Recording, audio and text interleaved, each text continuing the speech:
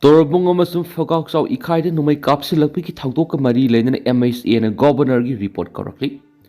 Haukiba December ki Taraga Taruki Numidang Sampo District Tainari Bisnupur District ki Torbung amasung Fogaksaw Ikaida Kuki Kulai Pibis and Nongmayamadi bomb Kapsilakipiki Taudoka Mari Lenana Ministry of Home Affairs na Manipur ki Governor Azai Baladigi report Amapikalanava Kanakre. Hiramasigi matanda Congress ki MP Bimol Akoizam the Union Home Minister Amit shah unagadori. Government ki official amana phongdokpagi matungina haukiba December taraga taruki numidang na thokiba numai kapsilakpagi thaudo aduga mari leinana Manipur ki Governor Ajay Kumar Balada report ama pikhalakna bakhanakre. Oiragliba phibam asi masakhangda bukulai paibisina December taraga taruki numidang da Torbung amadi Fogaksaw Ikai area da nauna mayumna hanjilakpada miyoisingda nongmai kapsin kipiki thaudo adugi manungda oirakibani. Thokriba thaudo asigi matangda Home Ministry na Manipur ki Governor da hangkiba wafam asi tasiengna hangpham thokpani. Maramdi state asigi mapung oiba thaudang puriba si Governor masamang na oibana hangpham thokpani haina Sikkim gi DGP oiramba Binas Mohani na phongdokhi. Nakalamarom the state asigi Congress ki MP Bimol Akoizamna Union Home Minister Amit shah unaduna haukiba December taraga tarukta thokiba numai kapsilakpigi thaudo aduga mari lenana complain ama tawraba yahiri. News agency amada Bimol Akoizamna phungdokibagi matungina magna thokiba thaudo adugi matangda parliament issue adu pukarkani. Nauna khunda laitaba haurakliba IDP singda khulai paibisingna satharakiba thawong adugi matangda wokatkani. Satakhiba thawong adu tasengna IDP singda atamnana satakhiba oigani haibigi wafam adu sumakna yamna haksina lawbaga roinana state asida thokliba irang asiga mari leinana khulai thadokhanbigi thorang singasi government ningthina paikhatkidi hainasu Bimol Akoizamna moral sikhi. Governor Balagi AR gi DG ga unakhi state asida President Laina Kuki Kulai Pibising Champu District Tainana Leba, Torbung amasung Fogaksaw Ikaida Kuki Kulai Pibisingna, Maitei Kultamna Bomb Yauna no make Kapsilakibagi Taudok Tokraba Matunda, state asigi security oirakliba pibam sing sigi matangda,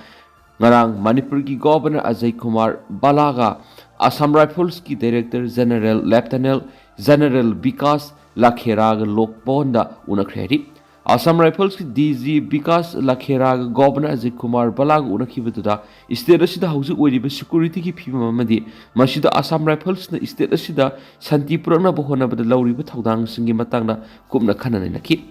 State asida tungkoi santi hanjinna bohonabada civil administration amasum security singi marak yamna afaba mari amadi hena chungsinaraga thabak tawminaba mathau tai haiba wafam adusu phongdoknakhi.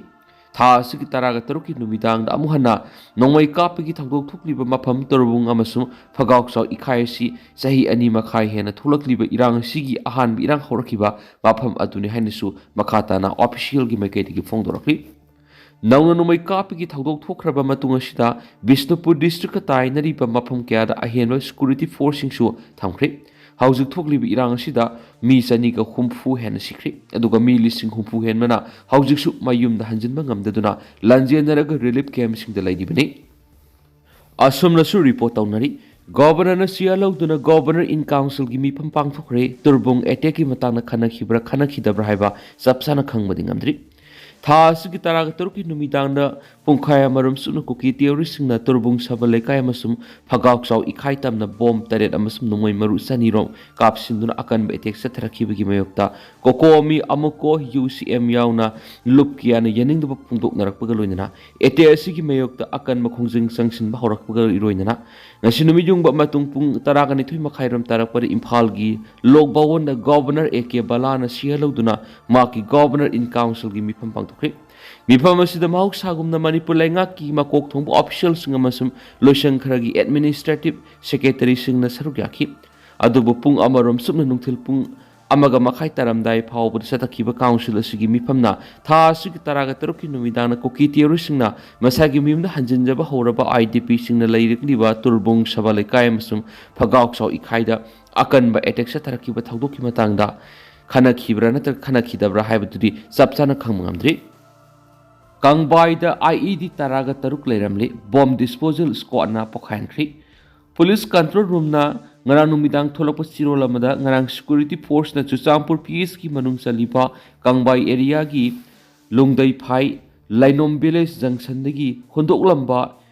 info IED taraga turuk recover tawri adumenam IED sing adu bomb disposal squad na pokhain khre khri nga gi truck hijack tawbana sienaba kedar mari yauna miyoi teret phari police ngarang sengmai police station gi manung sanba Maharabi dagina Haidinga phawbagi maraktagi nga gi boxing hapa truck ama hijack tawkiba pambaina Lusingba UNLF ki kedar mari Imphal West ki toan mafamdagi phare haina police control room na thadorakpa sirol amana phungdorakhi sirol asigi matungna pharaba singdi Yaripok Laimanai dagi Boris Sagol Semsai kunga manga Yaripok Visnuna Mayalikai digi SH Heroji sai kuntragani thoi Visnupur district ki Sabal Awang Laikai digi Asyam Amar sai kun amasum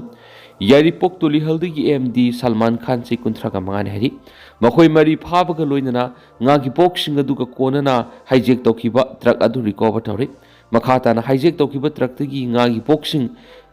thangdoklaga puba sisinaramba tipper truck anisu gari singa sigi driver amasum hinemen singa konana phare ri pharaba singdi Torbung Bangladegi Pukrambam Mukesh sai kunga homdoi Yaripok Nungai Pokpi Mamang Laikai digi Waikop Bizensi kuntraga mathui amasum Laikai shtigi lokrakpam Shtalji sai kuntraga ni thoini hari Chhattisgarh gi Sukma district security force ka khut thona bada Naxalite lalhawa ahum siri Chhattisgarh ki Sukma district leiba asukpu umang na security force ka akan mamon khut thona bada nupi ama yauna Naxalite lalhawa ahum siri hari khut thona bigi thawdo adu Golapali police station konba umangi saruk thokibani Chhattisgarh ki district reserve ka na akhanaba pau phangmarigi search operation sa thabada Naxalite lalhaubu sing aduga thengnarakpadigi ngara ayu angan badigi hauna kuthokna khibani haina Sukma gi superintendent of police Kiran Chabanna phungtokhi haujuk phawbre security force na hatkhre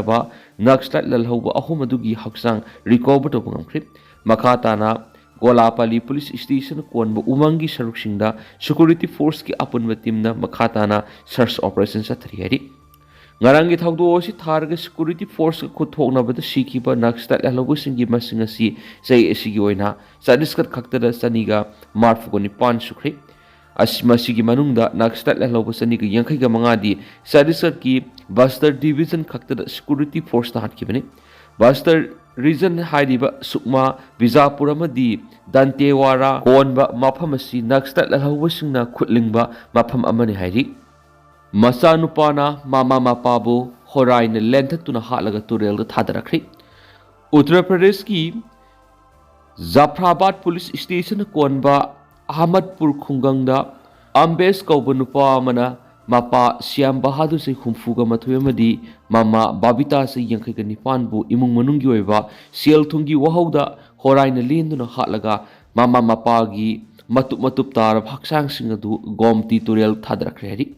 Thawdo asigi mari lenina UP police na Ambes pukhatkre amasu makhata na thihumbigi thabak sathaduna karamna tamthiraba thawdo asi thokibano haibadu khangdokna ba sathaki wahang pohangda 21 Ambes ta phungdorakpigi matungina tha asigi nipada yumgi thabak tawduna laikhiba mama Babita bu maakna arumba posa amana makok sugaiduna ki Thawdo aduda mapa Syam Bahaduna changsilaktuna khamdokna bo hotnarakpadagi amasum police kauna bo hotnarakpadagi mahakna arumba posa adu sijinaduna mapa gi makok ta thongki masigi matung mapa bu mahakna khauri metuna hatlaba matungda mapa gi haksang sing adu horaina makak lenthatuna plastic khaw tarukta hanjilaga gomti turel thadakhibani hari 21 Ambes asi thabaktagi potharaba railway employee amani hari Opposition MP singna bill gi copy segair gi speaker gi phampham tamna langsilabasu Modi lengangna MG Narega gi muhut silakadaba BHB Ziram Z bill 2025 Lok Sabha da nampuda pass tokri bill asigi matang Lok Sabha da pung nipan chupna khannarakpada MP Dr. Angomsa Bimol akoijamna Mahatma Gandhi na thambiram basing ikai khumnagadabani haina phongdokri Tha sigi amadigi hauraduna satharakhiba parliament ki ningtham mifam gi manungsana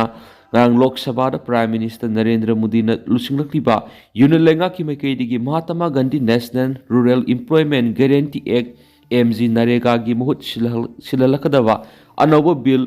Viksit Bharat Guarantee for Rozgar and Ajivika Mission Gramin BHB G Ramji Bill 2025 puthokpada Sabagi opposition members in akan mamong yaning da phungdorakpadagi sarangna bathokrabasu namfuda pass tokre Yunalenga ki mekadigi bill asi puthorakpada opposition gi MP singna Prime Minister Narendra Modi na lusinglakliba Yunalenga na leba asigi Father of Nation oiriba Mahatma Gandhi bu hantana yengbigi miyeng yenglakle amasum MG Narega gi provision singbu muthat kadawre haibigi akanba charge tawnarakhi Opposition ki mekadigi wafam singa si phungdok naraklabasu Union Rural Development Minister Shibra Singa Sahun gi mekadigi di wafam singa sibu akan mamongda mayukna duna ngakthokna bonakhi Minister na phungdokhibada MG Narega si ahanbada National Rural Employment Guarantee Act Narega haina khaktama khangnaramani aduba hawkiba kumza English ngani ga mapan gi mikhal gi damak Narega sida Mahatma Gandhi gi ming hapsilakhibani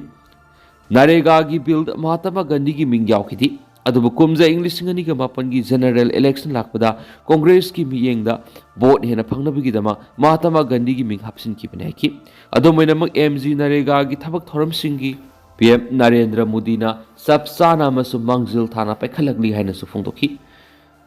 Nahan Yunalenga ki mekadigi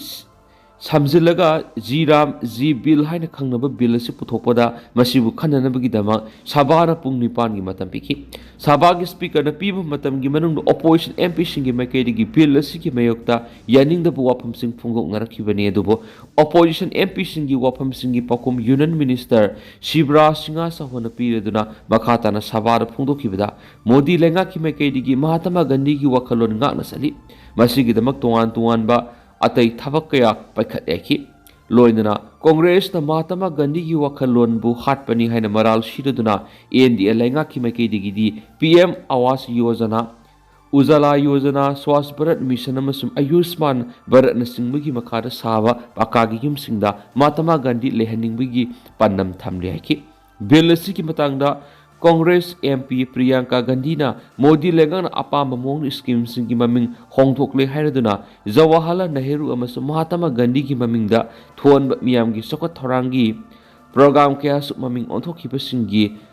list phaw sabara puthoraki bill asigi miyokta yaningda ba phungdokpa opposition MP singna sabagi welcome na thomjilaktuna lengang na karigidama rural employment scheme asigi mamingdagi Mahatma Gandhi gi ming laukthokli bano haiduna akan ba protest tharakhibaga loinana bill asigi copy sing shegairagi speaker gi phampham tana langsiki adomaina maksarang na ba marakta nampu the majority oidi NDA gi MP singna saugattuna bill asi Lok Sabha na pass tawki dubo bill asi hek pass tawbagi speaker Om Bilana ngarangi oina sabagi proceeding sing azon tawki Amaramda bill asi pass tawnabigi damak pung nipan gi matam piraduna khannaba horakpada saruk yaraduna Manipur gi Congress MP Dr. Angomsa Bimol akoijamna Mahatma Gandhi na leba asigi damak thambiramli besing ikai kumna phamthu heba wapam phongdokhi